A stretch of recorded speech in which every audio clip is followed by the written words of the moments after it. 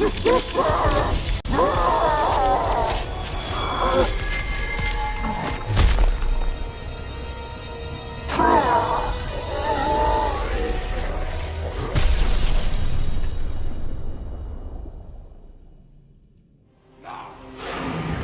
alien tore through Shinnok's flesh, reducing him to a bloody pulp.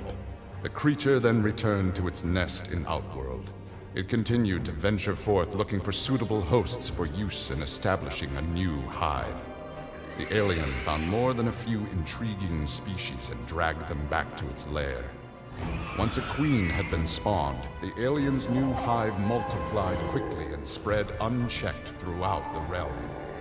Emperor Kotal Khan attempted to save Outworld in a desperate final attack on the alien's main nesting ground. The attack failed. Outworld belonged to the aliens. Like Scorpion, Jason Voorhees was a revenant. A vengeful spirit returned to life. Hundreds had fallen victim to his bloodlust. Liu Kang, now ruler of the Netherrealm, took notice. An immortal killer like Jason would be useful in his plans for conquest. He drew Jason into the Netherrealm and offered him an endless bounty of slaughter in return for his allegiance. Jason's simple reply was to destroy Liu Kang.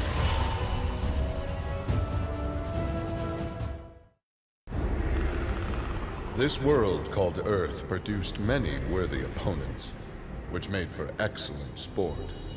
Some possessed a power previously unknown to the Predator's race, sorcery. The Predator sought to harness this new power for use in his conquests. He analyzed a trophy from a recent battle and eventually discovered its secrets. With the power of sorcery, the Predator was unstoppable and decimated whole worlds single-handedly. He had become the apex predator.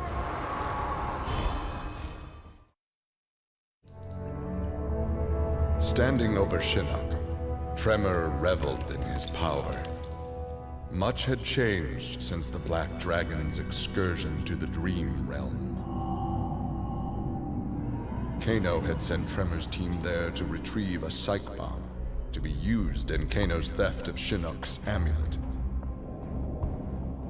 Exposure to that realm had increased Tremor's power and expanded his mind.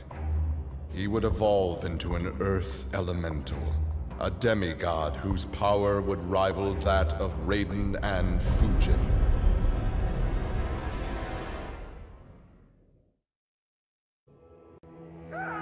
Leatherface had cut down the old man in the strange outfit. Maybe now that he was dead, the pretty yellow-haired gum-chewing girl would notice Leatherface. Putting on his fanciest mask, Leatherface found the army camp where the pretty girl could be found most days. He had to cut through a few guards and more than a few of her friends to get to her, but it was worth it. He pulled out the old man's face, which he'd saved for the girl as a present. The girl didn't want the present, and she wasn't being nice. So Leatherface chopped her into tiny pieces for Drayton to use in his chili. He then took off his mask and set to work on the girl's face. If she wasn't going to be his girlfriend, she could be his in other ways.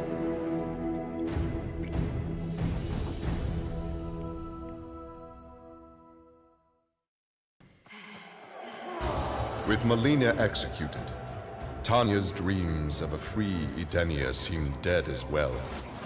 She and the other rebels were fugitives from Kotal Khan's justice.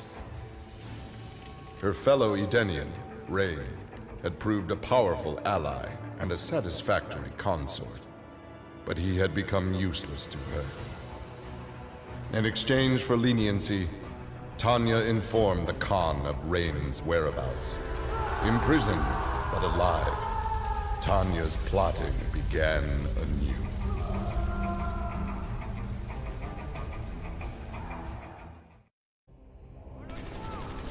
After destroying Shinnok, Triborg turned his attention to the Special Forces. General Blade and the others fought valiantly. but their human weaknesses led to their inevitable defeat. Now with access to the SF computer network, Triborg used it to interface with the Lin Kuei storage drives from which he was spawned. He saved the brainwave data of dozens of his Lin Kuei brothers and sisters to the SF servers. The SF laboratories provided the materials necessary for Triborg to create cybernetic bodies for each one. Soon the downloads were complete. The Cyber Lin Kuei had been reformed. But because Sub-Zero had forever sullied the clan's name, Triborg decided to begin anew. He would henceforth be known as the leader of the deadliest clan in all the realms, the Takunin.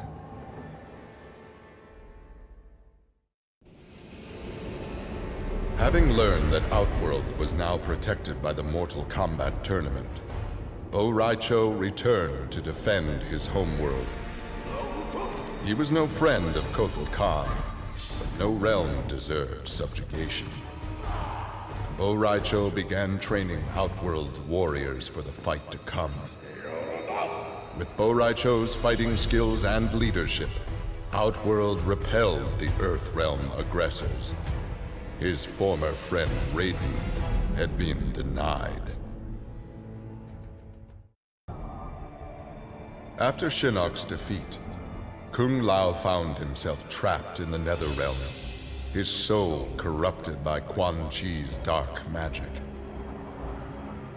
There he would have remained but for the aid of his cousin Kung Jin.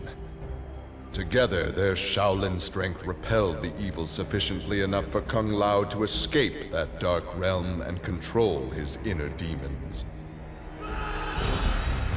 Compromised but not lost, Kung Lao now exists as an agent of vengeance. He will show evil no mercy.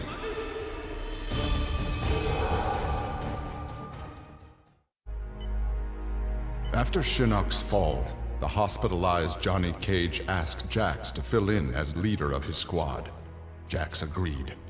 It was a chance to spend time with and protect Jackie. Boarding their transport after a routine mission, Jax's greatest fears were realized as the mercenary Aaron Black sprung from the cargo bay and fired on the young heroes. Fortunately for Jackie and company, Jax's quick reflexes and bulletproof arms deflected the assassin's rounds. Jax quickly subdued Black, then slipped into shock as a red stain engulfed his chest.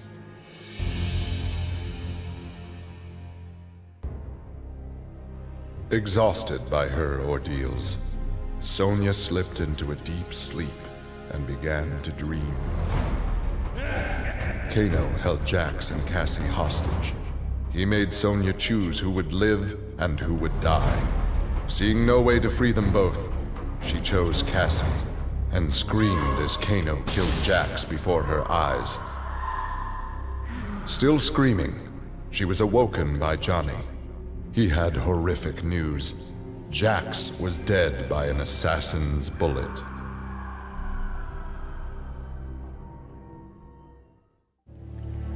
Having defeated Shinnok, Kenshi joined Takeda on his quest to avenge his mother Su-Chin's murder.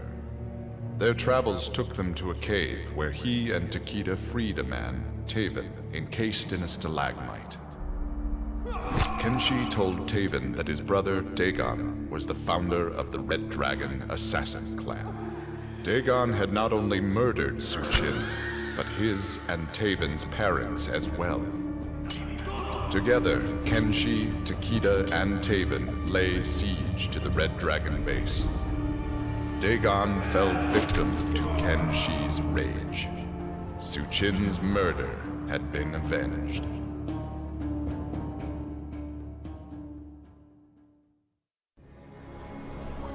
Kitana found herself walking the streets of a magnificent, shining city.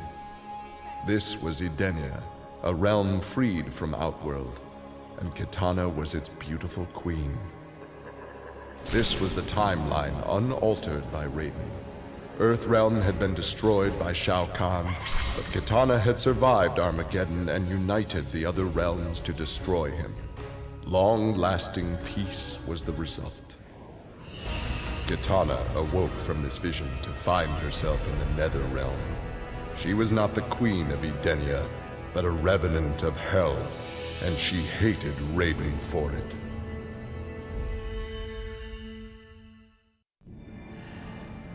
Remorse for his role in resurrecting Shinnok weighed heavily upon Scorpion's soul. His desire for vengeance had brought Earthrealm to the brink of destruction. Scorpion offered to perform harakiri to atone for his offense. But Raiden suggested a more productive alternative.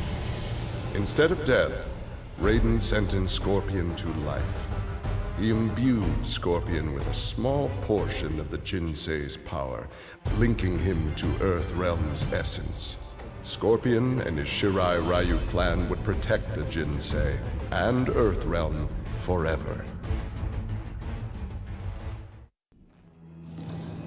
Grandmaster Sub-Zero knew his Lin Kuei clan would need more than martial arts to stave off future threats to Earthrealm.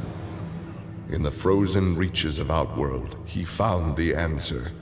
A female frost dragon with a clutch of eggs. With his ability to freeze, Sub-Zero hatched the dragonlings. They accepted their Lin Kuei masters and their training as combat mounts. With a force of dragon riders, the Lin Kuei's ferocity became legend. None dared risk conflict with Earthrealm.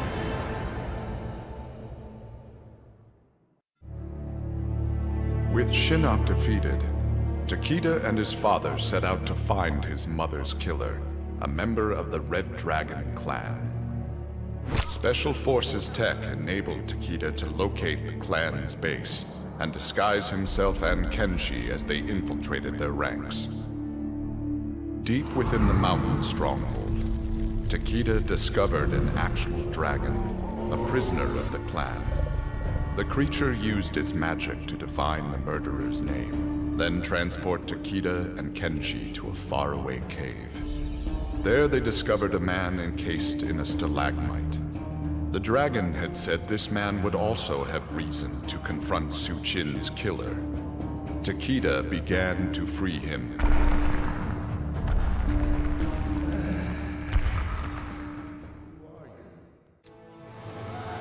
Cassie Cage's impressive victory over Shinnok led Raiden to give her a new important task: hunting down a soul stealer.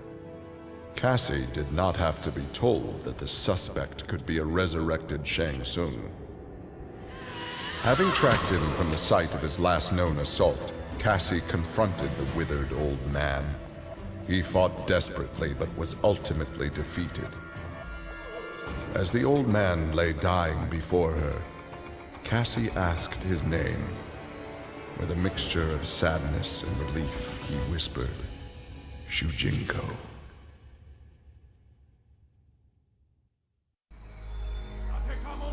After his incursion into Earthrealm, Kotal Khan had become a prime target of Special Forces surveillance. Jackie Briggs was assigned to monitor his activity. Jackie followed Kotal Khan to an equatorial jungle, where he entered a hidden pyramid. Inside, he retrieved a glowing crystal skull. Jackie attacked the Emperor and raced away with the object. Jackie was praised for her work, but couldn't help thinking her interference was what Kotal Khan had wanted all along.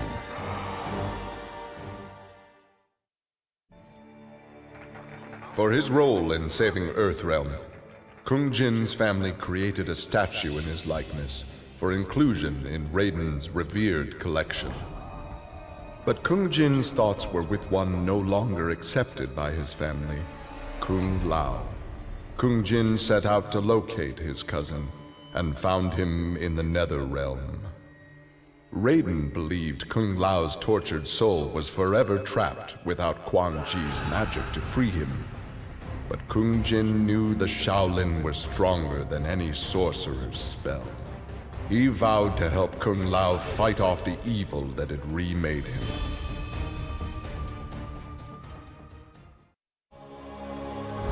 Earthrealm belonged to Shinnok. It became the staging area from which he would finish his war on the Elder Gods, which began eons ago. The Elder Gods had lied to the denizens of the realms. They were not individual beings, but merely parts of a greater collective known as the One Being. Shinnok would merge the realms and awaken him. Whole once more, the One Being devoured the Elder Gods. Shinnok watched with satisfaction. This reality had finally come to an end.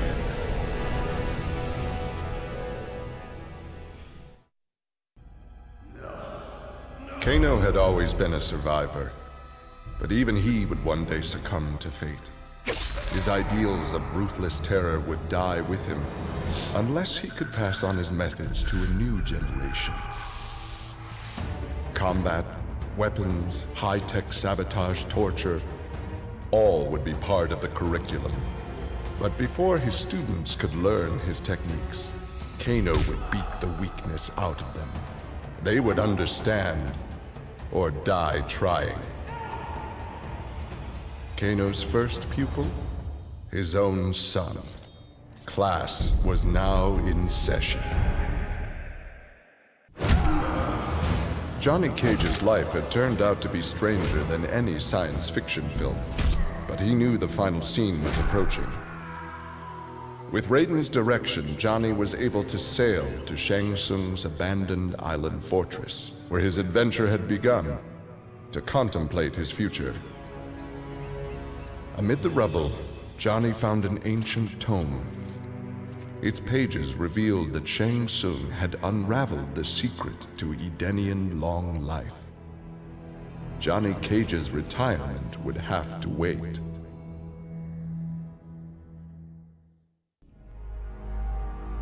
Nearly 150 years ago, Erron Black had been hired by Shang Tsung to assassinate an Earthrealm warrior.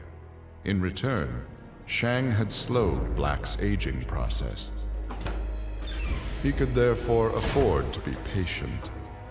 If an employer wanted someone dead, they would be in time. A team of young Earthrealm warriors had caused Erron Black's current employer, Kotal Khan, much inconvenience.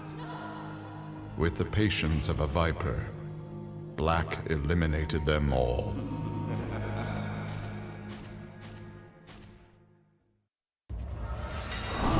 With Shinnok defeated, Liu Kang explored the Netherrealm, a world that, without Shinnok's controlling power, had descended into chaos.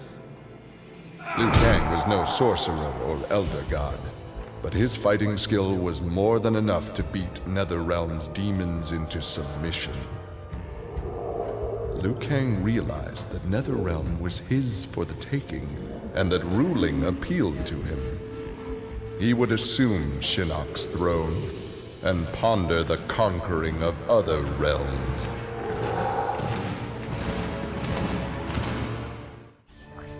Alone once more, Ermac searched the labyrinthine corridors of Shao Kahn's old fortress, searching for the source of a faint voice calling to him. Suddenly, a wisp of dust brushed his chest, wrenching free one of his many souls. The dust took the form of a man who began to consume soul after soul. As the weakened Ermac stared helplessly, he recognized the mysterious figure. The sorcerer Shang Tsung, returned from death.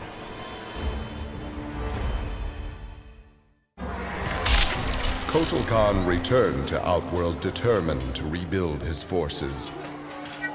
But Raiden defeated him in a surprise attack and claimed dominion over Outworld. Desperate, the Emperor called upon the Elder Gods to aid in preserving his sovereignty.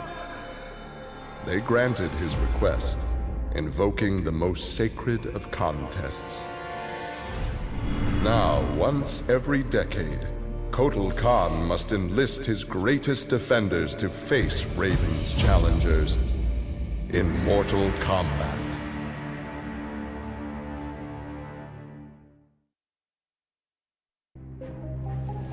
After Shinnok's defeat, Reptile was ordered to Earthrealm by Kotal Khan to assess the damage. Such intel could prove useful in future conflicts. Stumbling upon a collapsed cavern, exposed during the crisis, Reptile was shocked to see raptors emerging from within. Unlike the rest of his race, these raptors had never left Earthrealm for the doomed realm of Zaterra, and thus had remained safe and hidden. Alone no more, Reptile vowed to remain with his rediscovered people and reclaim their Earthrealm homeland.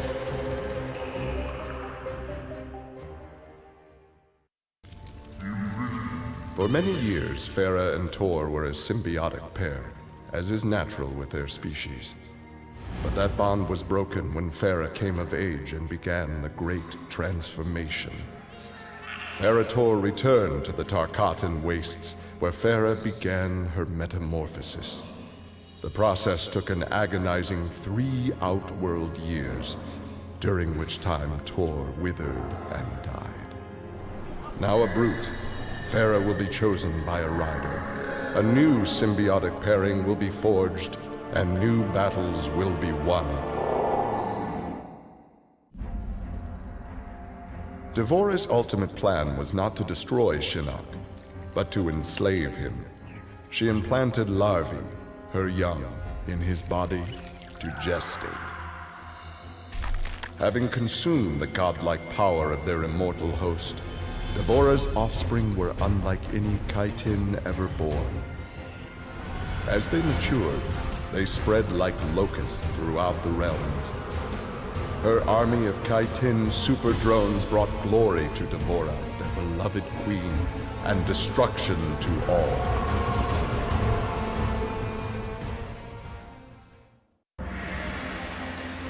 After millennia of fending off Earthrealm's enemies, Raiden began to wonder if defense was the best path to peace.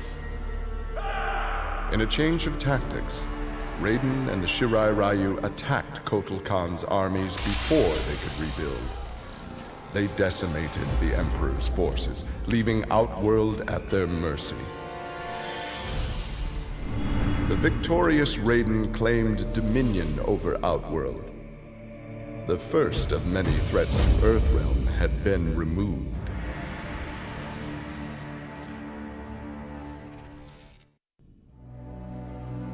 Quan Chi had long been a servant of Shinnok. His role in freeing him from imprisonment had not gone unnoticed by the Elder Gods.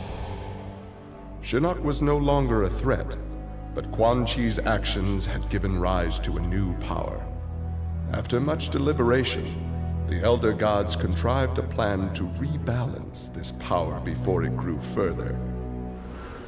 Free will was burned from Quan Chi's soul and replaced with a single directive. He must kill Raiden. The Shokan had become outcasts for refusing to aid either side in the Outworld civil war. But with the conflict over, Prince Goro decided to re-enter the political landscape. Kotal Khan's armies were weak from years of battle. Melina's rebels were scattered. It was an easy matter for the Shokan to seize control. The newly crowned Emperor Goro had his rivals exterminated. No Aztec, Kaitin, Edenian, or Tarkatan would usurp his throne.